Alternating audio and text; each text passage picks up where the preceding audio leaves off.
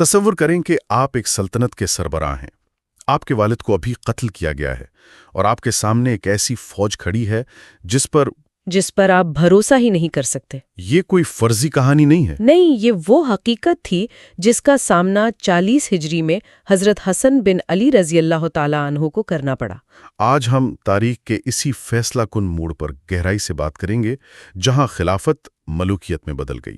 ہمارے پاس جو ذرائع ہیں وہ اس دور کی بنیادی تاریخی کتب اور احادیث ہیں، اور ہمارا مقصد یہ سمجھنا ہے کہ آخر یہ سب کچھ کیسے اور کیوں ہوا۔ اور اس پوری کہانی کے مرکز میں ایک حیران کن پیشن گوئی ہے جو خود پیغمبر اسلام صلی اللہ علیہ وسلم نے کی تھی، ایک ایسی پیشن گوئی جو ٹھیک 30 سال بعد حرف بحرف پوری ہوئی۔ واہ! یہ صرف سیاسی تبدیلی کی داستان نہیں، بلکہ یہ اصولوں، حقیقت پسندی اور ایک ایسی قیادت کی کہانی ہے جسے تاریخ کے شاید سب سے مشکل انتخاب کا سامنا تھا۔ تو پھر آئیے اسی پیشن گوئی سے شروع کرتے ہیں جو اس پوری بحث کی بنیاد ہے۔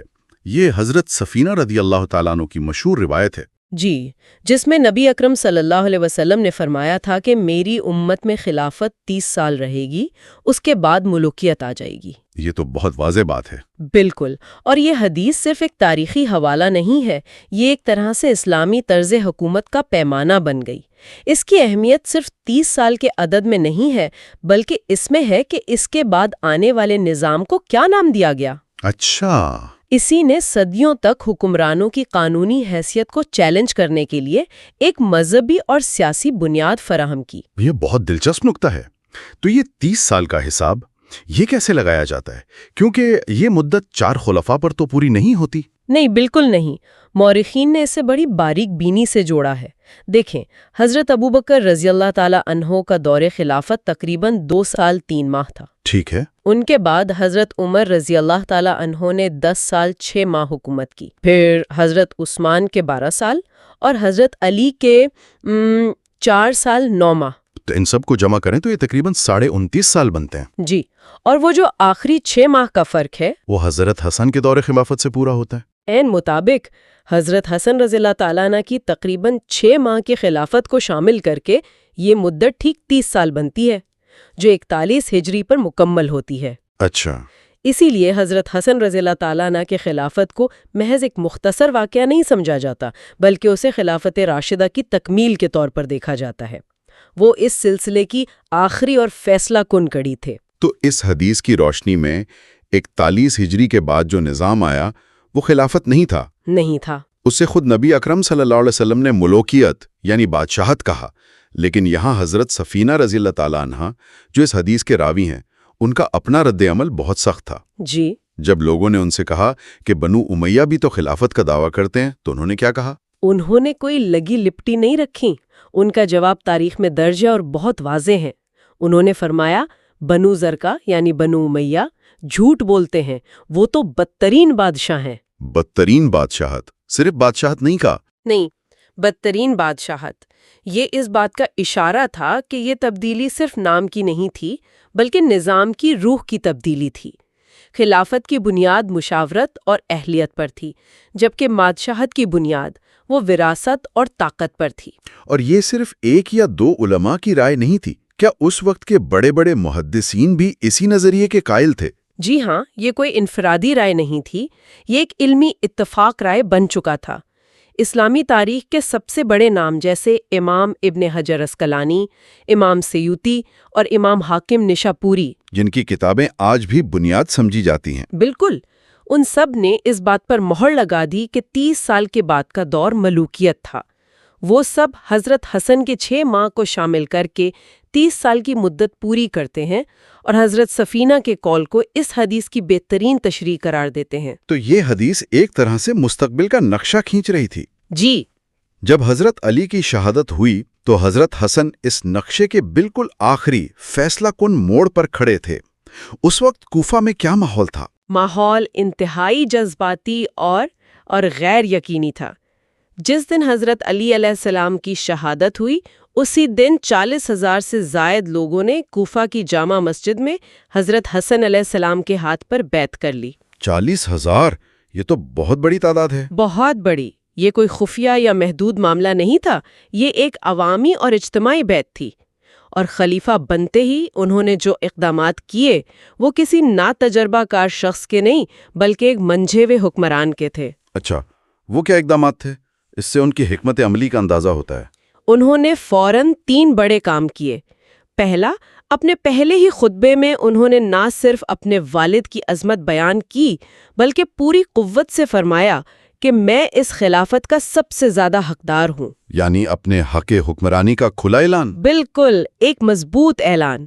دوسرا، انہوں نے فوری طور پر جلیل القدر صحابہ پر مشتمل ایک شورا یعنی مشاورتی کونسل قائم کی، تاکہ فیصلے ذاتی نہ ہوں۔ جی، تاکہ جنگ اور صلح جیسے بڑے فیصلے اجتماعی ہوں، ذاتی نہ ہوں۔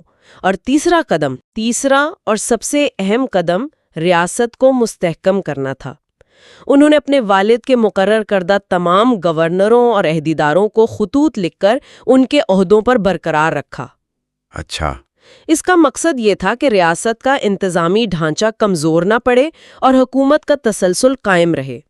یہ سب ظاہر کرتا ہے کہ وہ ایک مکمل اور بااختیار خلیفہ کے طور پر ایک منظم حکومت چلا رہے تھے۔ یہ کوئی عبوری دور نہیں تھا۔ لیکن پھر اتنی تیزی سے حالات جنگ کی طرف کیسے چلے گئے؟ ایک طرف وہ ریاست کو مستحکم کر رہے، دوسری طرف جنگ کی تیاری ہو رہی ہے۔ کیونکہ شام میں امیر معاویہ کی صورت میں ایک متوازی طاقت موجود تھی جو ان کی خلافت کو تسلیم کرنے کو تیار نہیں تھی۔ صحیح۔ حضرت حسن نے صورتحال کو بھانپتے ہوئے اہل کوفہ کو جہاد کے لیے تیار کیا۔ انہوں نے ایک بہت پرجوش خطبہ دیا اور ایک بڑا لشکر ترتیب دیا۔ اور سپہ سالار کسے بنایا؟ انہوں نے اپنے سب سے قابل اعتماد سپہ سالار قیس بن سعد انصاری کو 12,000 فوجیوں کا ہر اول دستہ دے کر آگے بھیجا اور خود ایک بڑی فوج لے کر مدائن کی طرف روانہ ہوئے۔ اور یہیں مدائن کے مقام پر وہ سب کچھ ہوا جس نے تاریخ کا دھارا ہی بدل دیا۔ جی، یہاں اہل کوفہ کی بے وفائی کا ذکر بہت ملتا ہے۔ کیا اس کی کوئی خاص وجہ تھی؟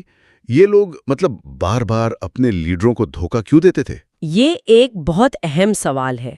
دیکھیں، کوفہ کوئی عام شہر نہیں تھا، یہ ایک فوجی چھاؤنی کے طور پر بسایا گیا تھا۔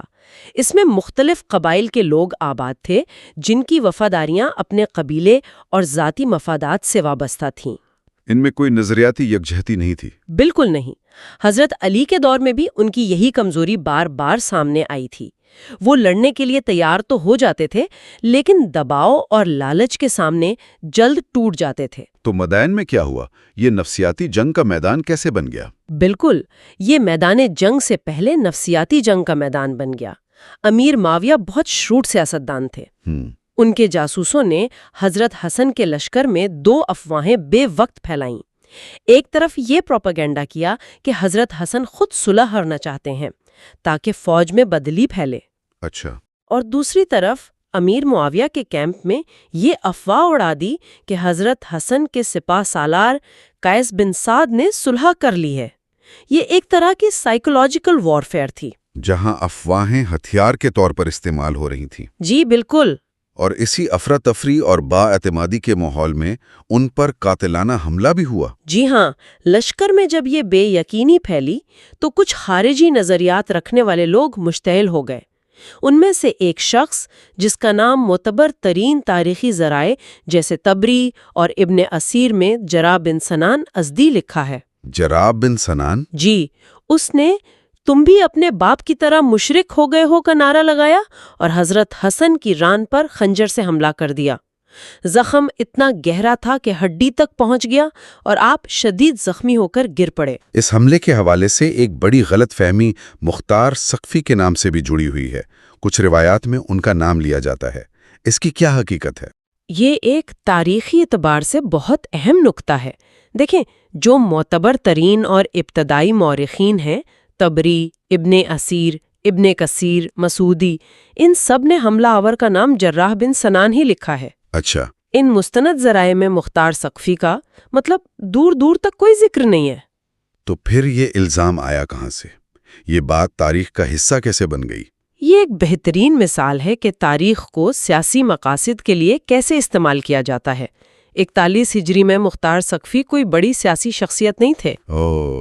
ان پر یہ الزام بہت بعد میں بنو امیہ کے سیاسی پروپیگنڈے کا حصہ بنا، کیونکہ مختار نے بعد میں سانحہ کربلا کے قاتلوں سے انتقام لیا تھا اور کوفہ میں اموی حکومت کے سب سے بڑے دشمن بن کر ابھرے تھے۔ اچھا، تو ان کی کردار کشی کے لیے یہ کہانی گھڑی گئی۔ جی بالکل، اموی حامی مورخین نے ان کی کردار کشی کے لیے یہ کہانی بنائی۔ یہ ایک طرح کی سیاسی کیریکٹر اسیسینیشن تھی جو تاریخ کے ذریعے کی گئی۔ ایک منٹ، تو آپ کہہ رہی ہیں کہ یہ الزام بعد میں صرف سیاسی دشمنی کی وجہ سے گھڑا گیا؟ یہ تو ایک طرح کی فیک نیوز ہوئی جو تاریخ کا حصہ بنا دی گئی۔ بالکل، یہ بالکل ایسا ہی ہے۔ تاریخ دانوں کا کام ہی یہی ہے کہ وہ ایسی بعد میں شامل کی گئی روایات کو چھان پھٹک کر اصل حقیقت تک پہنچیں، اور اس معاملے میں ابتدائی ذرائع اس الزام کو مکمل طور پر رد کرتے ہیں۔ اچھا، اس قاتلانہ حملے کے بعد لشکر کا کیا حال ہوا؟ ظاہر ہے حالات قابو سے باہر ہو گئے ہوں گے۔ حالات بد سے بدتر ہو گئے۔ لشکر کی رہی صحیح ہمت بھی جواب دے گئی۔ اب بے وفائی صرف افواہوں یا بددلی تک محدود نہیں رہی۔ پھر کیا ہوا؟ کچھ سرداروں نے کھلم کھلا امیر معاویہ کو خط لکھے کہ اگر آپ کوفہ پر حملہ کریں تو ہم حضرت حسن کو گرفتار کر کے آپ کے حوالے کر دیں گے۔ اپنے ہی خلیفہ کو؟ جی، اور پھر وہ واقعہ ہوا جو انسانی پستی کی انتہا ہے۔ آپ ان کے خیمے کو لوٹنے کی بات کر رہی ہیں؟ جی، یہ بات سوچ کر ہی عجیب لگتا ہے۔ جس شخص کی حفاظت کی قسم کھائی تھی، جسے اپنا خلیفہ مانا تھا، اسی کے زخمی حالت میں پڑے ہونے کے باوجود اس کے خیمے پر حملہ کر دیا گیا۔ یہاں تک کہ ان کے نیچے بچھا ہوا قالین بھی لے گئے۔ قالین اور چادر تک کھینچ کر لے گئے۔ یہ صرف لالچ نہیں تھا، یہ مکمل اخلاقی شکست تھی۔ اس موقع پر حضرت حسن علیہ السلام نے اپنے لشکر سے کچھ کہا بھی ہوگا۔ انہوں نے ایک بہت دردناک خطاب کیا جو ان کی مایوسی اور دل شکستگی کا آئینہ دار ہے۔ تاریخ طبری کے الفاظ ہیں، انہوں نے فرمایا، کیا کہا انہوں نے؟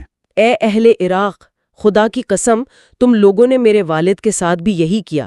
ان کی زندگی میں ان کی نافرمانی کی اور ان کی شہادت کے بعد ان پر حملے کیے۔ سنو، معاویہ جس چیز کی طرف مجھے بلا رہا ہے، اگرچہ اس میں میرے لیے ذلت ہے، لیکن تمہارے ہاتھوں قتل ہونے سے بہتر ہے۔ یہ تو بہت ہی مایوس کن الفاظ ہیں۔ اور آگے فرمایا، اگر میں معاویہ سے صلح کر لوں تو میری عزت محفوظ رہے گی، لیکن اگر تم مجھے قتل کر دو تو یہ میرے خاندان کے لیے ہمیشہ کا عار بن جائے گا۔ خدا کی قسم، اگر میں شام والوں سے لڑوں تو تم لوگ مجھے پکڑ کر ان کے حوالے کر دو گے۔ یہ تو ایک طرح سے اپنی ہی فوج کے سامنے ہتھیار ڈالنے کے مترادف ہے۔ یہ الفاظ ظاہر کرتے ہیں کہ انہیں اپنی فوج پر ذرہ برابر بھی اعتبار نہیں رہا تھا۔ بالکل، انہوں نے یہ حقیقت تسلیم کر لی تھی کہ وہ دو محاذوں پر لڑ رہے ہیں، ایک دشمن کی فوج کے خلاف اور دوسرا اپنی ہی فوج کے اندر موجود غداروں کے خلاف، اور ایسی جنگ کبھی نہیں جیتی جا سکتی۔ تو ان کا صلح کا فیصلہ کمزوری نہیں تھی؟ نہیں، یہ کسی کمزوری یا بزدلی کا نتیجہ نہیں تھا، بلکہ یہ ایک انتہائی حقیقت پسندانہ فیصلہ تھا۔